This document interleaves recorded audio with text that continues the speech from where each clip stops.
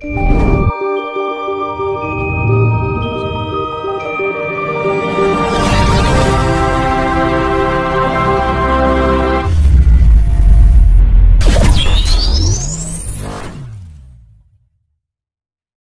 Piningit itu hanya sebutan satu nama yang berbeda. Sebenarnya bertujuan satu, namun hanya beda nama, beda istilah. Ratu Adil.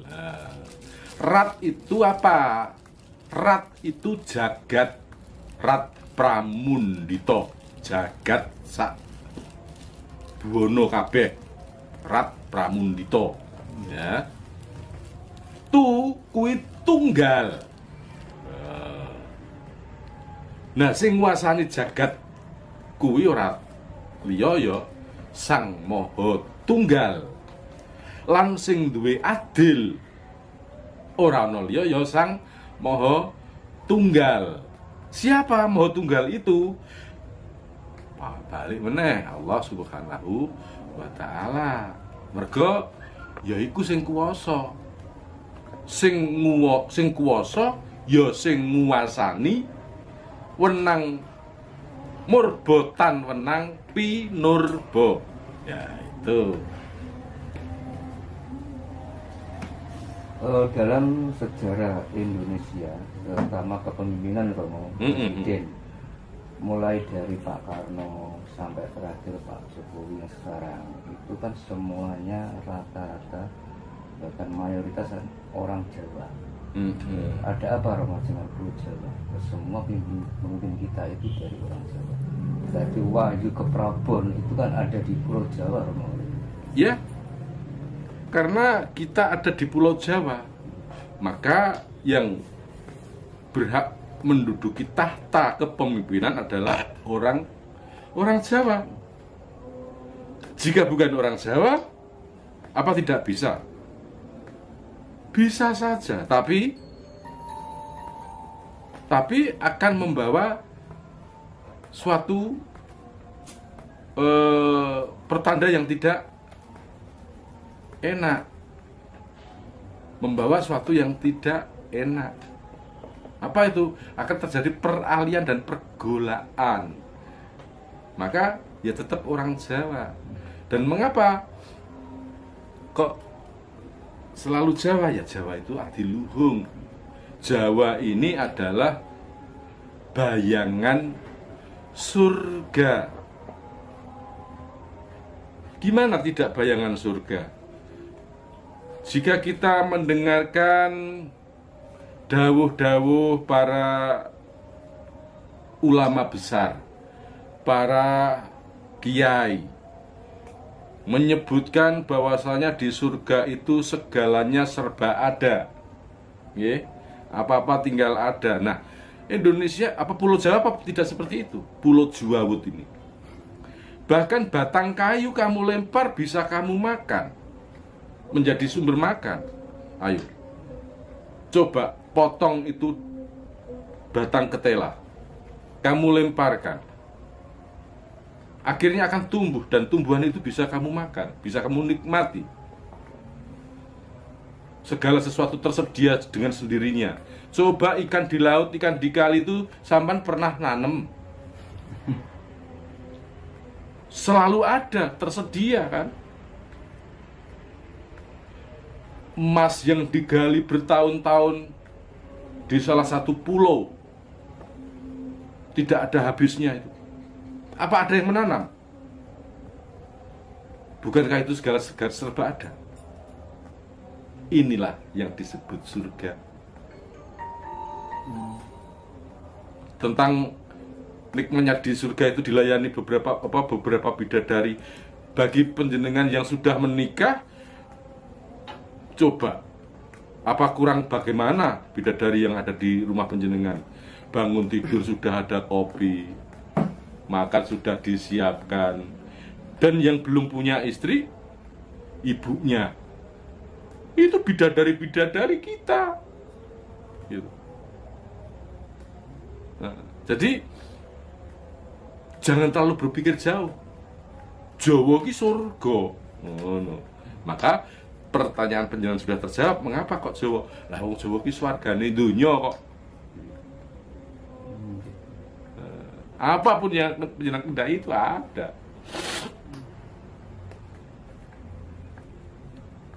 Di dalam itu Romo, di ramalan Joyoboyo itu kan salah satunya ada kata-kata kali ilang kedunge, pasar ilang kumandange. Nah itu maksudnya pripun loh? Ya sekarang gini, kalau itu nyata, jadi itu nyata. Sekarang kita menemukan kan saluran air, tapi di mana kita mendapatkan danaunya? Nggak ada. Danaunya sudah teruruk menjadi perumahan. Tinggal kali-kali untuk aliran agar air hujan tidak mambek atau tidak berhenti gitu aja, ya kan? Kali hilang gedungi, terus tadi pasar hilang kumandangi. Kalau dulu panjenengan monggo dimanapun panjenengan berada, pasti pada saat pasaran hari tertentu di situ ada penjual obat, penjual apa yang menawarkan dagangannya. Nah, sekarang gembrembyeng itu sudah hilang. Karena apa? Segala sesuatu dikemas di toko-toko masing-masing. Itu. Bahkan pasar rakyat sudah tergantikan dengan swalayan, supermarket, dan pasar-pasar yang lainnya. Pasar tradisi sepi, tidak berkumandang seperti dulu. Wah, ramai dulu. Kalau mungkin hanya sekarang itu masih ada kalau penjenengan jalan-jalan di Solo ya, di Solo atau tepatnya di Pasar Klewer, itu ada masih di speaker itu disuarakan itu. Monggo bat kadas, bat kurap dan lain sebagainya itu ada, tapi itu kaset itu. Iya, itu ada. Jadi dulu setiap pasar pasti ada penjual yang menawarkan dagangannya. Sekarang tidak. Bahkan semakin lama semakin penawaran itu sudah tidak bersuara. Karena apa? Cukup lewat HP. Mencari apa saja ada. Gitu kan? Pedagang-pedagang onlinean itu tinggal tekan mau apa, COD apa. Ya. Terus ini Romo, masih terkait ramalan Joyoboyo Romo. Seperti di Sidoarjo kan terjadi lumpur lapindo sampai sekarang kan nggak bisa ditanggulangi. Ya. Saya pernah baca di ramalan Joyoboyo bahwa Surabaya akan tenggelam, Sidoarjo akan tenggelam. Apakah termasuk lumpur ini termasuk salah satu bukti Romo untuk ramalan Joyoboyo? Ya kalau itu sudah nyata kan. Jadi gini ya,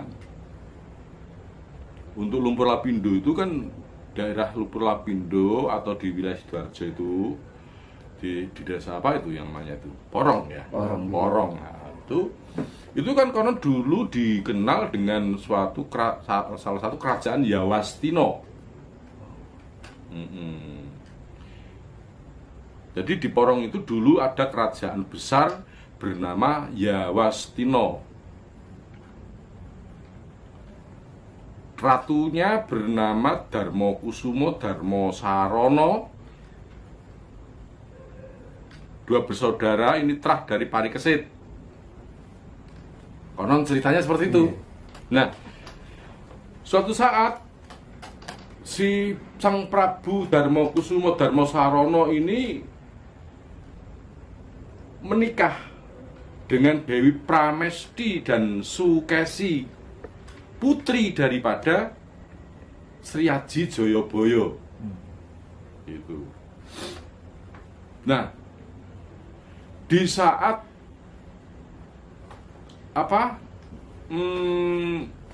sedang menikmati bulan madu, ternyata Yawastino itu diserang musuh. Sehingga Sang Prabu Darmokusumo, Darmosarono, dan Joyokusumo ini melawan para pemberontak itu hingga akhirnya memenangkan peperangan. Setelah memenangkan peperangan, istrinya diboyong pulang. Sesampai di rumah, menyampaikan kabar gembira bahwa Sang Pramesti dan Sukesi ini hamil. Lah, Darmokusumo Darmosarono ini tidak terima. Lah wong saya perang kok istri saya hamil, siapa yang menghamili?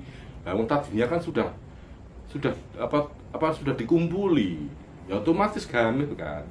Nah, karena terbakar api cemburu, Dewi Pramesti dan Sukesi dipulangkan. Itu. Sesampai dipulangkan, Sri Aji Jayabaya marah, tidak terima. Darmokusumo, Darmosarono, kamu sudah menyalahi kuasamu. Kamu menganggap paling kuasa, kamu menganggap paling digdaya. Maka pada detik ini saya mintakan kepada Sang Pencipta, Sungsang Bawono Balik Yawastino. Pada ucapan itu tiba-tiba petir menyambar dan tenggelamlah Yawastino, amblas atau tenggelam ke dasar bumi menjadi lumpur. Nah, di tahun itu daerah situ menjadi rawa-rawa lumpur, pancen kono kuwi segara ndut.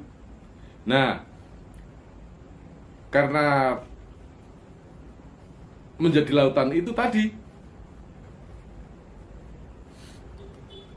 Sang Prabu merasa berdosa menancapkan mustikaning bumi. Mustikaning bumi kuwi aja sampai geser, aja sampai ngalih. Yen to ngalih ning kene besok bakal kelep. Karena saya ditangisi anak dan keponakan saya Pramesti dan Sukesi, maka saya harus menanam mustika bumi ini. Wahai anak cucuku, mohon mustika bumi ini jangan sampai bergeser dari tempatnya. Jika ini sampai bergeser, maka akan tenggelam. Nah, setelah ditanami mustika bumi ini, tempat itu menjadi padat kembali, menjadi rata kembali. Tapi wasiat tadi, mustika bumi jangan sampai bergeser. Nah, karena ulah keserakahan manusia yang ingin menguasai isi bumi tanpa dicari di mana harusnya menancapkan bur. Nah, mungkin di situ letak sumbu atau tempatnya mustika bumi tertanam, kenabur, geser, nyembur, kelep malian. Nanti kalau gitu nggak bisa ditanggulangi loh. Kalau itu sudah merupakan sabda atau karma. Ya, semoga saja itu lambat laun lumpur-lumpur itu akan mengendap, mengeras, dan bisa ditempati kembali.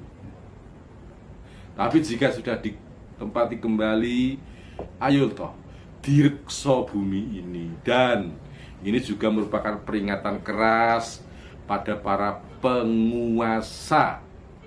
Artinya penguasa bukan hanya penguasa kerajaan, bukan hanya penguasa negara, bukan hanya penguasa wilayah, tapi juga penguasa modal. Khususnya penguasa modal. Jangan mentang-mentang duit akeh terus ngongkon iki dibur, kayak digraji, kayak diketok. Segala sesuatu itu ada aturannya. Setiap wilayah itu ada yang membawai.